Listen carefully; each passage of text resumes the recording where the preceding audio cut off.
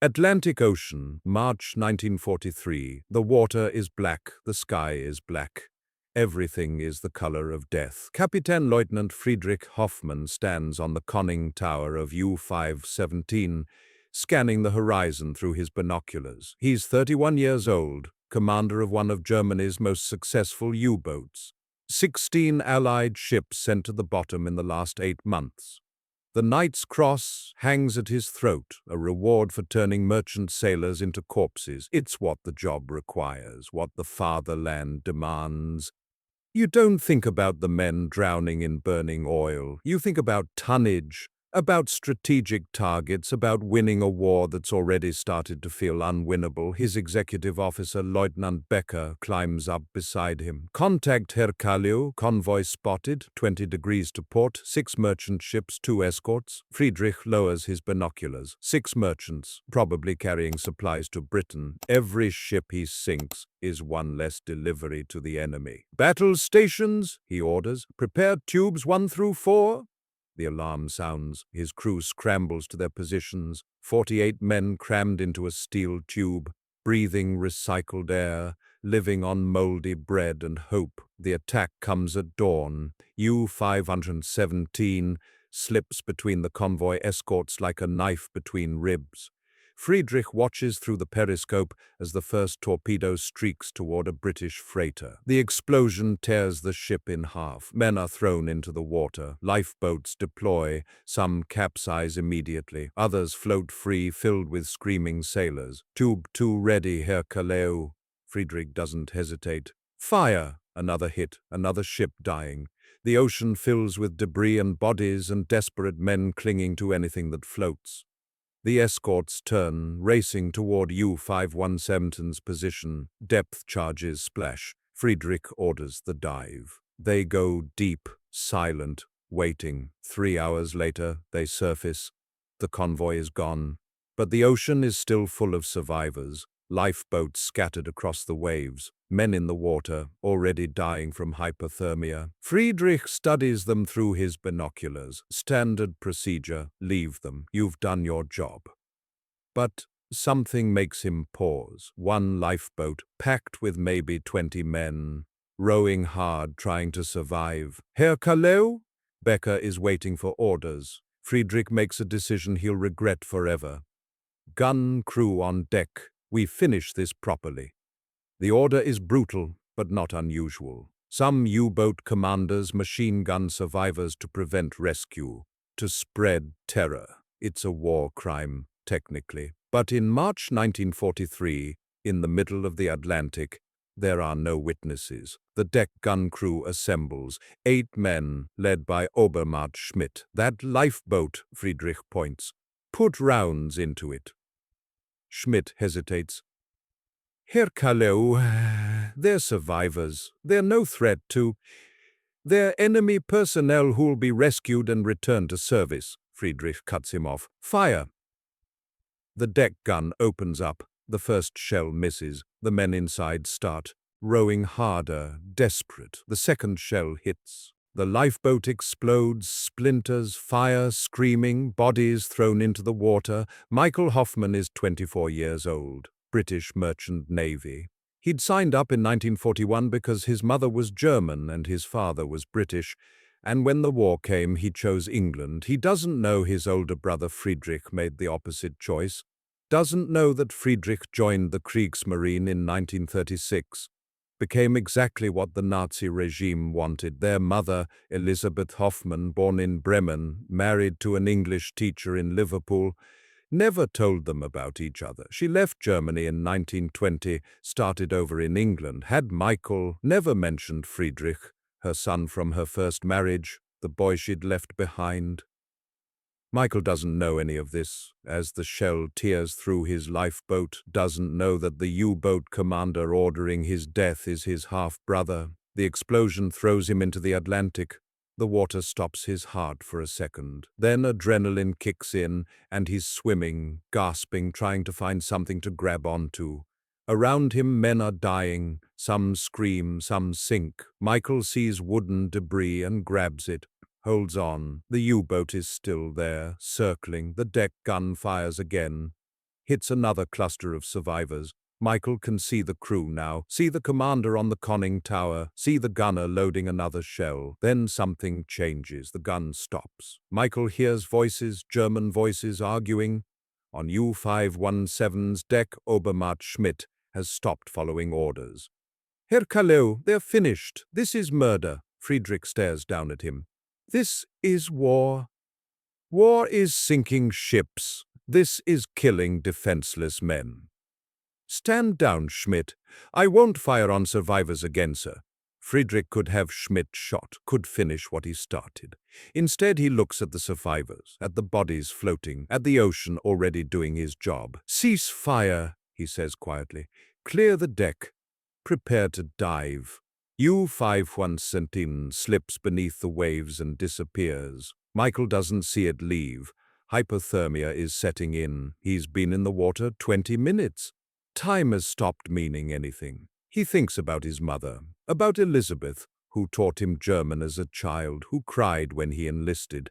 Then he hears an engine. A British corvette, HMS Clematis, has returned to search for survivors. Someone sees him. A searchlight swings across the water. Minutes later, hands are pulling him from the Atlantic, wrapping him in blankets. Easy, lad. How many others? 3, someone else says. Everyone else. Michael closes his eyes. 17 men dead. All because a U-boat commander decided to finish the job. He swears to himself, if he ever finds that commander, he'll make sure the world knows what happened. He has no idea he already knows the name. Has no idea the commander is Friedrich Hoffman, his brother. April 1945, 2 years later. Germany is collapsing. U-517 is gone, sunk in July 1943. Friedrich survived. Spent 4 days in a life raft before being picked up and handed to British authorities. He's been a prisoner of war for 22 months. Camp 18, Northern England, 3 meals a day. Work details, letters from home when they get through.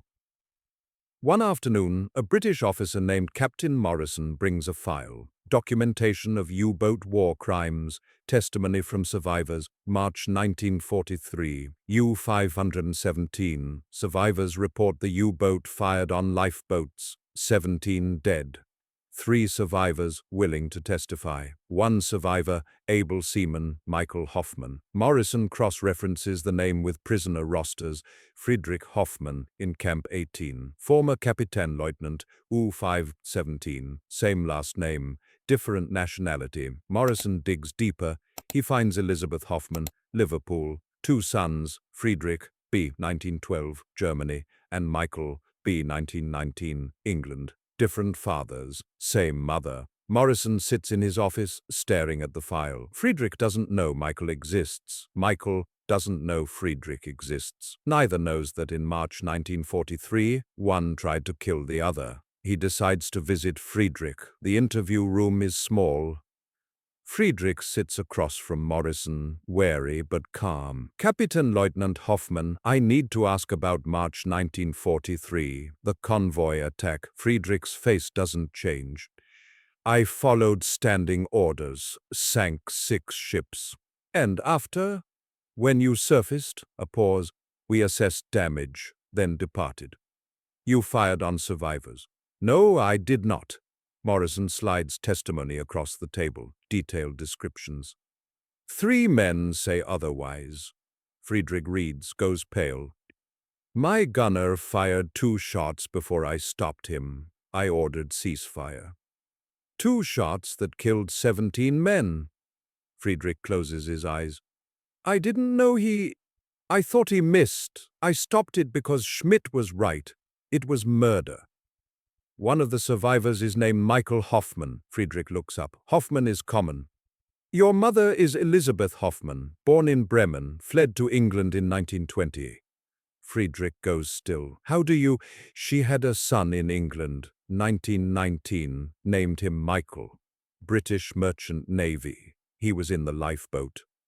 Silence. I don't have a brother. You do. Same mother, different father. She left you in Germany when she fled. Friedrich's hands shake. My mother died in 1922. She didn't. She's alive, in Liverpool. The truth crashes over him. His mother didn't die. She fled, had another son, never looked back, and in March 1943, he tried to kill that son. Does he know? Friedrich's voice is barely audible. Does Michael know about me? No, your mother never told him. Friedrich stares at the ceiling. I tried to kill my brother. Your gunner tried. You stopped it. I ordered it first. He can't finish. Morrison lets silence hang. The war will be over soon. What you do with this is your choice, but you deserve to know. June 1947, 2 years after war's end. Liverpool. Michael Hoffman is home. He survived 4 years of convoy duty, works at the docks now, trying to forget the Atlantic. His mother Elizabeth is 77, dying, though she won't admit it, maybe 6 months left. One afternoon, there's a knock. Michael answers, finds a man standing there, 45 years old, German accent, thin, worn. I'm looking for Elizabeth Hoffman. That's my mother. Who are you? The man hesitates. My name is Friedrich Hoffman. I'm her son. Michael stares. Her son? Your brother. Half-brother. From before England. The world tilts. Why are you here? Because she's dying. And because I need to tell you about March 1943. About a convoy attack. Michael goes cold. You 517? Friedrich's face confirms it. You know. I was in the lifeboat when your gun fired. 17 men died. I know. I gave the order. Friedrich is crying. I didn't know you existed. Didn't know I had a brother. I ordered fire on survivors, and one was you. Michael should hit him, should throw him out, but Friedrich is his brother. Their mother is dying. Does she know what happened? No. How do you tell your mother you tried to kill your brother? Elizabeth appears, old, frail. Sees Friedrich and gasps. Mein Gott, Friedrich? Mutter. I'm sorry I couldn't come sooner, she cries, reaches for him. Michael steps aside, lets his brother enter, watches as Elizabeth embraces the son she abandoned. They sit together. Elizabeth explains everything, the abusive husband, the escape, the choice to leave Friedrich, the guilt. Friedrich tells about U517, about the order, about finding out he'd nearly killed his brother. I should hate you, Michael says finally. You ordered my death. I know, but I don't, because you stopped it, because you're my brother, because she's dying and I can't let her die knowing we hate each other. I don't forgive you, Michael continues, not for the order. But I don't hate you. Maybe that's enough. Friedrich nods. It's more than I deserve. They spend 3 months together. Friedrich stays nearby, visits daily, helps cares for their mother. Elizabeth dies in September 1947, peaceful, both sons present. Her last words in German, Meine Jungen, beide hier, my boys, both here. They bury her in Liverpool. Friedrich reads a prayer in German, Michael in English. After the funeral, Friedrich prepares to return to Germany. Will you write? Michael asks. Do you want me to? Yes, I think I do. They shake hands, not quite forgiveness, just 2 men who survived. Friedrich returns to Germany, works as a teacher, writes to Michael twice yearly. Never mentions U517. Michael keeps the letters, doesn't always respond, but he keeps them. 2 brothers separated by war, by a mother's choice, by a deck gun and chance, who found each other too late to be family, but just in time to not be enemies. It's not redemption, not forgiveness, but it's something, and after a war that took everything, sometimes something is enough.